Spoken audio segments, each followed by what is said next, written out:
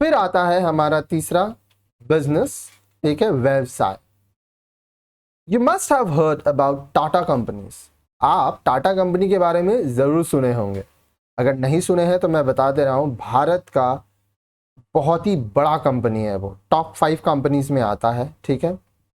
They manufacture so many things from salt to trucks and buses and sell these to individuals like you and me.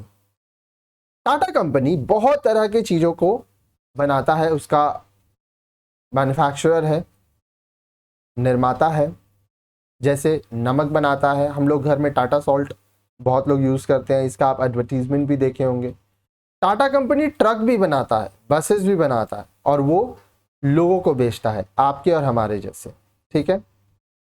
In the process they earn a profit. अब ये जो काम है, किसी चीज़ को manufacture करना, लोगों को फिर बेचना, इस काम से उनको पैसे मिलता है, जिनसे उनका प्रॉफिट लाभ होता है। Look at a shopkeeper near by. आप जहां भी रहते हो आसपास आप ध्यान देना कि बहुत सारा दुकान होगा, शॉपकीपर्स होंगे। What does he do? वे लोग क्या करते हैं? He buys products in bulk and sell us in small quantities. आप देखोगे कि मान लो आप किसी किराना दुकान में गए, ठीक है, शॉपकीपर के पास गए, वो बहुत एक ही प्रोडक्ट को बहुत बड़े क्वांटिटी में मंगाता है, खरीदता है किसी से, और थोड़े थोड़े क्वांटिटी में हम लोगों को बेच देता है। He also earns some profit in the process. वह व्यक्ति भी इस काम को करके किसी से खरीदा और फिर आपको बेच दिया, इसके बीच में वो जो पैसा कमाता है उसको भी प्रॉफिट होता है। Similarly, the cable TV operator provides us a connection at a price so that we watch various channels on our television set.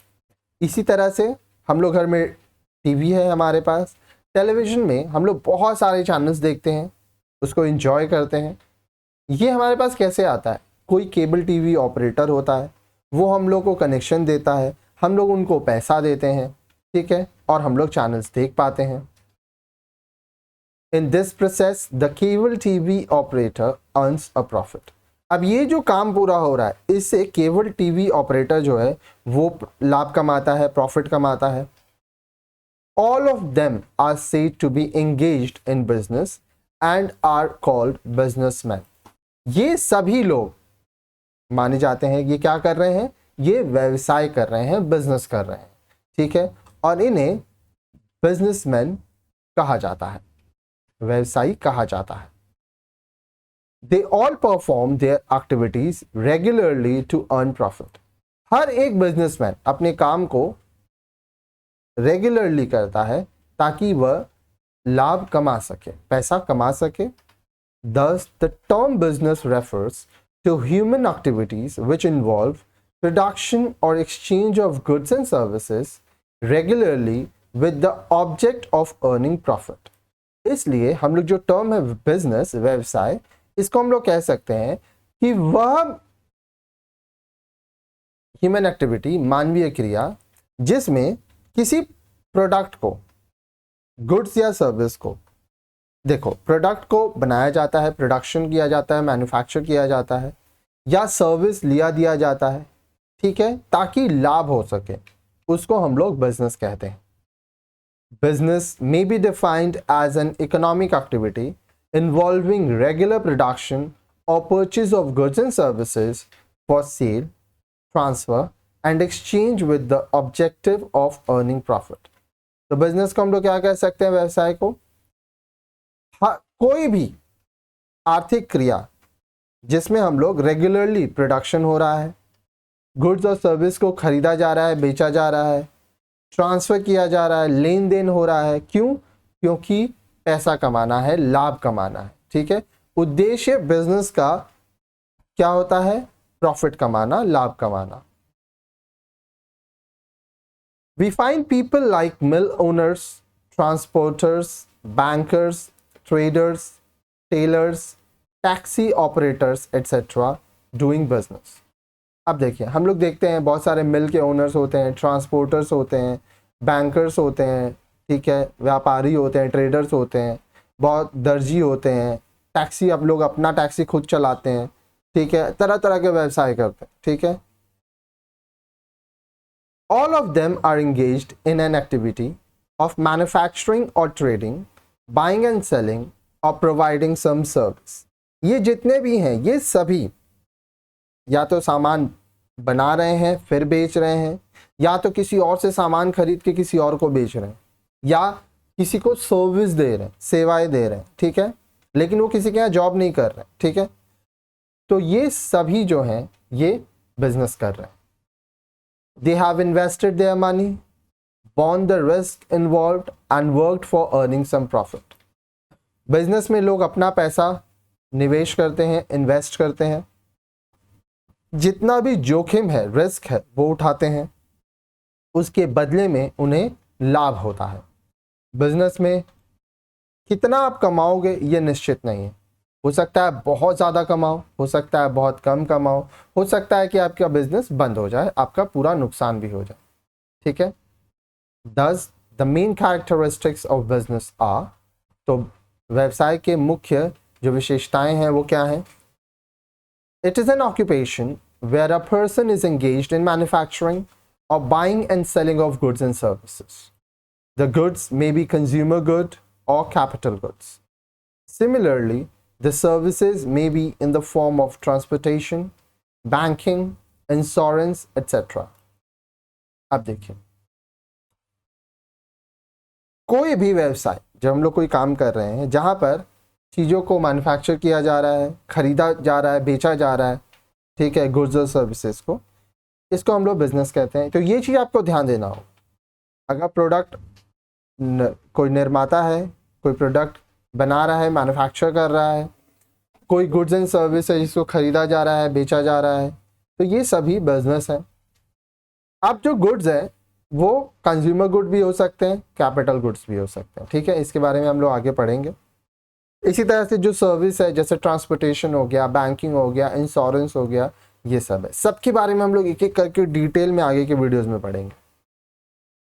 The activities must be carried on regularly. ये चीज़ ध्यान दीजिएगा कि बिजनेस में जो भी काम हो रहा है वो एक्टिविटी, उस क्रिया को बार बार किया जा रहा है। A single transaction is usually not treated as a business।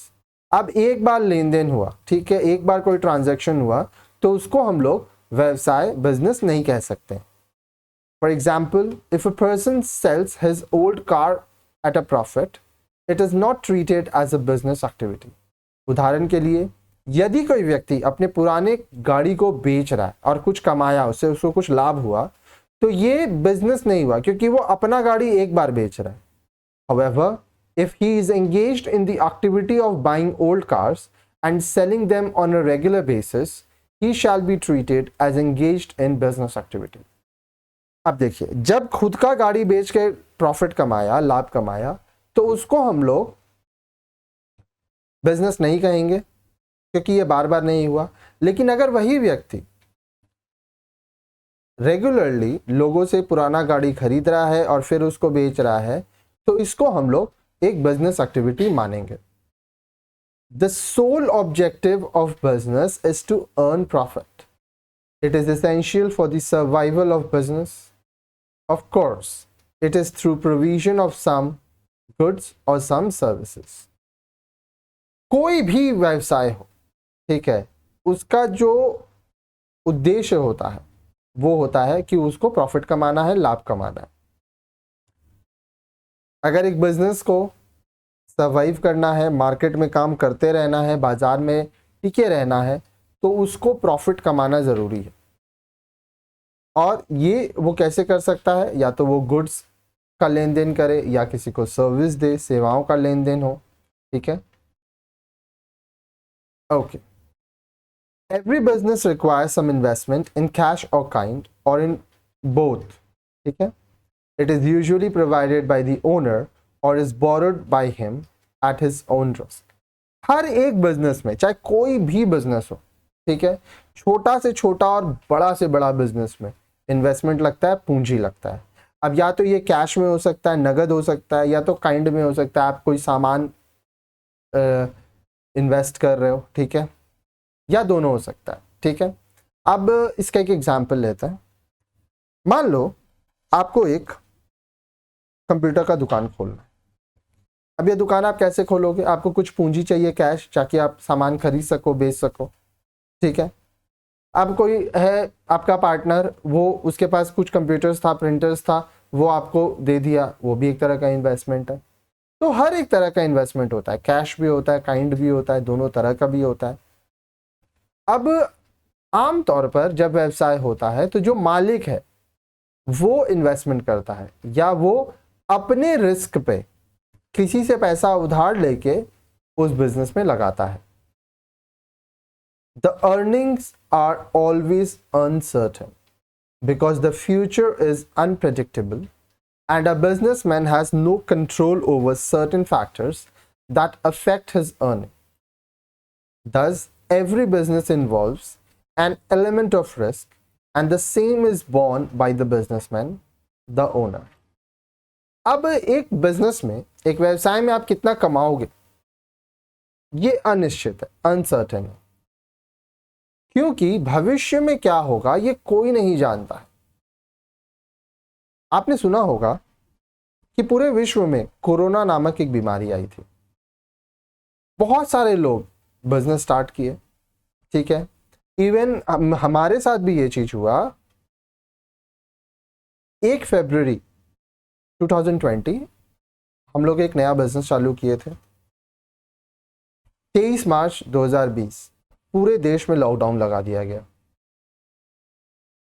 नया बिजनेस था, बहुत इन्वेस्टमेंट हुआ था, बहुत नुकसान भी हुआ, क्योंकि काफी समय तक पैसा तो इन्वेस्ट हो गया, जहां से पैसा लिए थे उनको भी चुकाना था, तो बहुत लॉस हो गया। क्यों? क्योंकि रेंट भी देना पड़ा। तो भविष्य अनप्रेडिक्टेबल है, लेकिन बहुत सारे ऐसे बिजनेसेस भी रहे हैं जिसमें इन्वेस्ट करके बहुत कमाई हुआ। तो ये बिजनेस में रिस्क रहता है, बहुत प्रॉफिट भी हो जाता है, बहुत लॉस भी हो जाता है। एक और मैं आपको एक एग्जांपल बताऊं तो टैली नाम का एक कंपनी है, आप सुने होंगे टैली। जीएसटी आने के पहले टैली बहुत लोग, लगभग आप समझ लो 100 में से 95 लोग टैली का पायरेटेड वर्जन, मतलब क्रैक करके बिना कंपनी को पैसे दिए टैली का इस्तेमाल करते थे। टैली कंपनी ये बात जानती भी थी, लेकिन वो चाहती थी कि ज्यादा से ज्यादा लोग मेरे सॉफ्टवेयर का इस्तेमाल करें। फिर आया जीएसटी। ये कोई नहीं जानता था कि जीएसटी आएगा। टैली कंपनी भी जब नया नया आया था उसको नहीं पता था कि ऐसा कुछ होगा। जीएसटी जब आया तो ऑनलाइन करना पड़ा, क्योंकि जब तक आप टैली के सॉफ्टवेयर को पैसा देकर नहीं खरीदोगे आप उसका जीएसटी वर्जन यूज नहीं कर सकते हो, लेकिन आपको तो करना था। इसीलिए सोचो वो कंपनी कितना कमाई होगी, जहां 100 में से 95 लोग यूज बिना पैसे दिए इस्तेमाल करते थे, अब 100 में से 100 लोग इस्तेमाल करने लगे। इसीलिए जो बिजनेस होता है ना वो अनप्रेडिक्टेबल होता है, कब क्या होगा कोई नहीं जानता है। ठीक है। जो भी बिजनेसमैन है वो जोखिम उठाता है और इस जोखिम के बदले उसको प्रॉफिट होता है। ठीक है। और कभी कभी लॉस भी होता है, तो बिजनेस को बंद भी करना पड़ता है।